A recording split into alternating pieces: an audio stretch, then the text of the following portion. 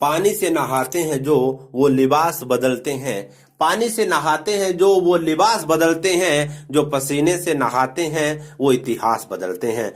आज के दिन की आपको हार्दिक शुभकामनाएं। और हम लोग आज बात करते हैं बाबा साहेब के बारे में। एक ऐसी विभूति जिसने केवल दलितों के लिए काम नहीं किया, पूरी मानव जाति के लिए उन्होंने काम किया। एक ऐसी सोच विकसित की। आज हम उनके बारे में बात करते हैं। ये लिखा हुआ स्पीच आप दीजिए, बहुत ही अच्छा भाषण है ये।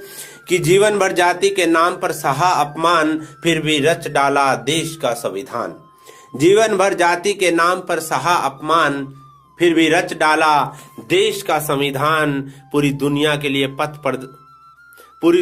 लिए पथ प्रदर्शक बाबा साहेब को कोटि कोटि प्रणाम। सबसे पहले समाज के दलित, शोषित, पीड़ित, वंचितों के मसीहा, महान युग पुरुष बाबा साहेब अम्बेडकर की जयंती की आप सभी को हार्दिक शुभकामनाएं।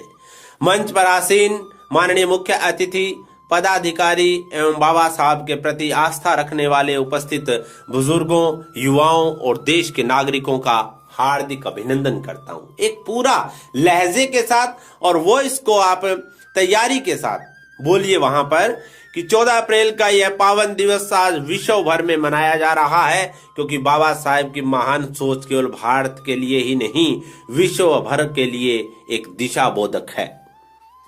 विश्व के अनेक विकसित अमीर देशों में भी महिलाओं को राजनीतिक अधिकार के लिए वर्षों संघर्ष करना पड़ा।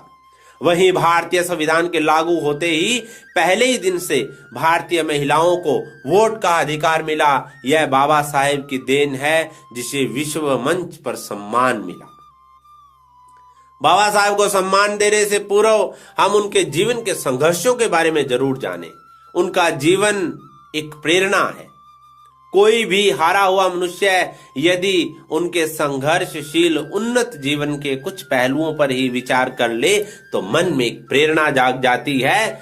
आज इस कार्यक्रम में हम एक प्रेरणा लेकर उठें और बाबा साहेब के जीवन मूल्यों से सीख कर कोई सृजन करने का संकल्प लें।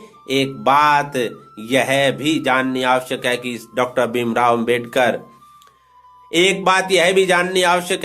भीमराव अंबेडकर को केवल दलितों, पिछड़ों का मसीहा कहकर उन्हें छोटे दायरे में ना समेटें। डॉक्टर भीमराव वह युग पुरुष थे जिनके कर्म, जिनकी सोच पूरी मानव जाति के लिए थी। पूरे विश्व के दलितों, पिछड़ों के लिए प्रेरणा और उम्मीद थी। हिंदू राष्ट्र में जन्मे एक ऐसे परिवर्तनशील क्रांतिकारी जिन्होंने जाति भेद की वजह से हिंदू धर्म को त्याग दिया। कर्मों से बनता है वजूद आदमी का, जाति तो नकली पहचान है। कर्मों से बनता है वजूद आदमी का, जाति तो नकली पहचान है। अगर ऊंची जाति से ही होती श्रेष्ठता तो बताइए बाबा साहब आज क्यों महान है। धार्मिक ग्रंथ मनुस्मृति की प्रतियां जलाकर विरोध किया, ऐसा कोई युग प्रवर्तक, युग बदलने वाला ही कर सकता है।